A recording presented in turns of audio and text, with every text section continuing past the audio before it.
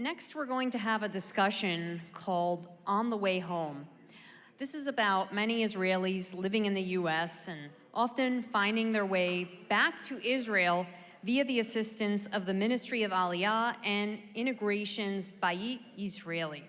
I hope I said that right. So today, we will soon have with us on the stage Guy Franklin, who is the founder of Israel Mapped in New York, which is an interactive platform of the Israeli startups operating in New York. The platform serves as a one-stop shop which connects startups in the local ecosystem in New York City, including investors, corporations, and business opportunities. And Shelley Harel, who's the director of the Israeli House in New York, helping Israelis who want to go back home. Thanks to both of you for being here. Thank you for having us, and a great conference. Thank you, Besheva. Yes, so first I'll start with Shelley. Share with us, what is it like when Israelis move back to Israel? What are some of the top things that they're dealing with? So to be a returning citizen is completely different from doing Aliyah. עולה חדש don't know Israel. The סוכנות יהודית is encouraging, נפש בנפש encouraging doing Aliyah. For us, Israeli citizens is completely different. They know Israel, they decided to move abroad. Our job is, if they even have this little thought about returning, to give them the easiest way home, to do the process the simplest way, that nothing will stand between them and Israel. Got it. So Guy, you're kind of dealing with things from a different perspective. You're helping Israelis come to the US. Tell me a little bit about how much your organization, Israel Mapped in New York, has grown, and what is it that draws Israelis here? So it's a great question, and it's fascinating to see that there are almost 400 Israeli startups based in New York City. This number keeps growing every year, but what is interesting to see is that there is like a cycle. Mm-hmm. Companies and entrepreneurs are moving to New York, but at the end of the day, after 2, 3, or 4 years, after they get progress with their startup, they want to move back to Israel because they come to a certain period of time, and at the end of the day, they are willing to go back to Israel. Right, so they just want to get their boots on the ground here, establish a network, and then kind of be in both countries, have a presence in both countries. Exactly. Yeah. So usually, like one of the founders of the company is moving to New York. He hired a team of people and put, as you said, roots on the ground. But when you raise money, it goes back to Israel, to the Israeli economy, to hire people, and then when they are getting back to Israel, some other companies are getting here, but all of them, with the help of Shelley and the Bayit Israeli and the Israeli consulate, are getting back to Israel. Right. Yeah, so when they come to that point, they come to your office. What do they need the most help with? Is it housing? Is it education for their children? I mean, obviously they're not strangers to this land, but what do you find you're helping them with? So usually they come very scared. They don't even know where to start from. The process is not complicated. They need to fill some paperwork, which is very easy. They get the response very fast. And we do help them with explaining how they can get education to their kids, how they can get health insurance. This is something they're dealing with a lot. How they can deal with Bituach Leumi and all the taxes. This is the main questions regarding money, education, and the actual move back and moving things. Got it. So back to when they come to New York City. Tell me about when is that moment when companies, what is the point that they reach when they feel ready usually to go back home? So they feel ready when there is sometimes an exit, and we saw a lot of exit of Israeli startup based in New York, when there is an IPO. And I would like to add, relating to these times, because of COVID, it's interesting to see that Israeli startups, some of them didn't do the relocation to New York. They established a larger presence in Israel, which is great because they feel that they can do the same work when they're in Israel, and it's not a must for them to relocate to New York, but they can be on the line, like coming every month or two to New York.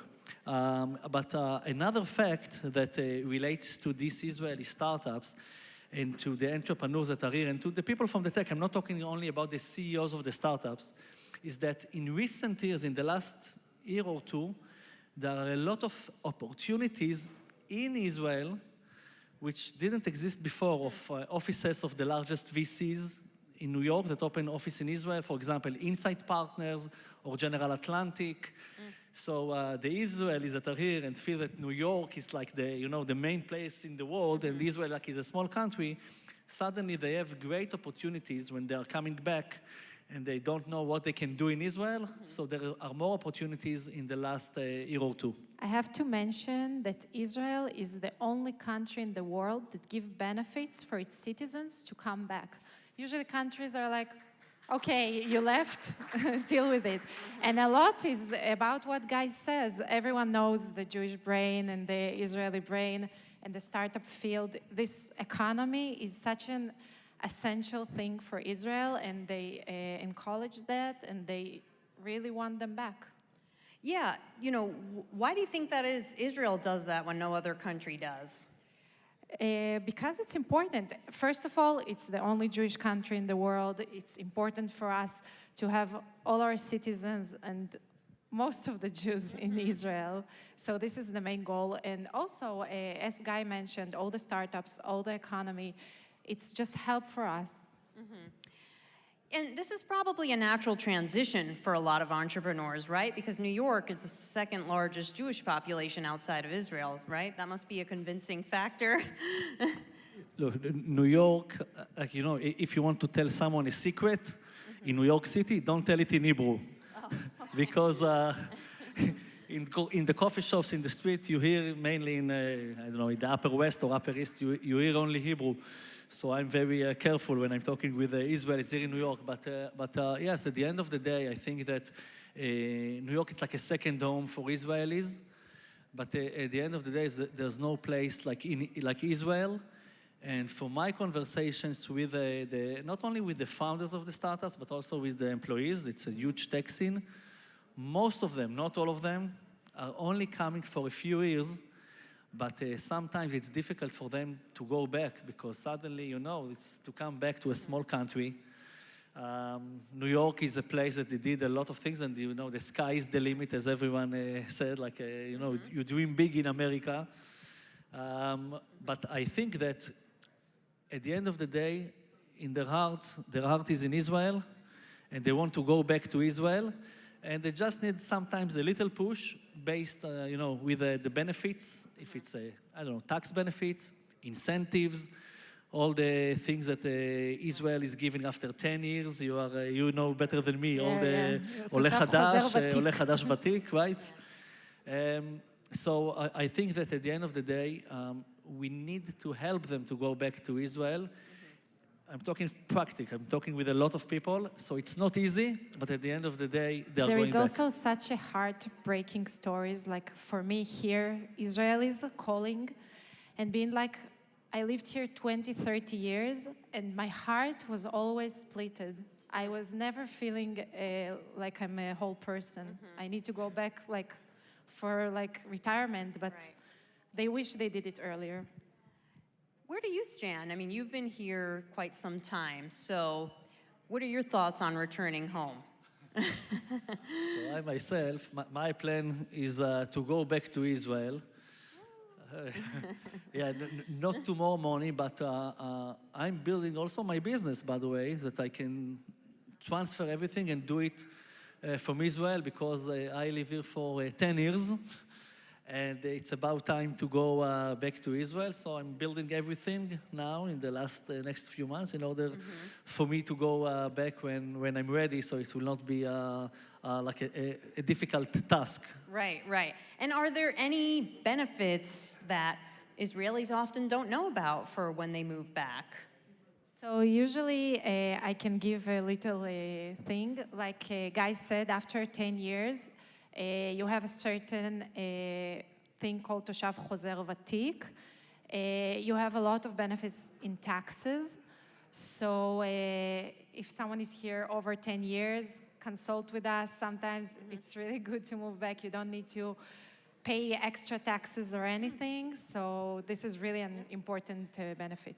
Excellent. And any parting words you want people to know about your organization? So a new thing I'm doing under Israeli MEPT New York is investments in Israeli startups that are based in Israel and in New York.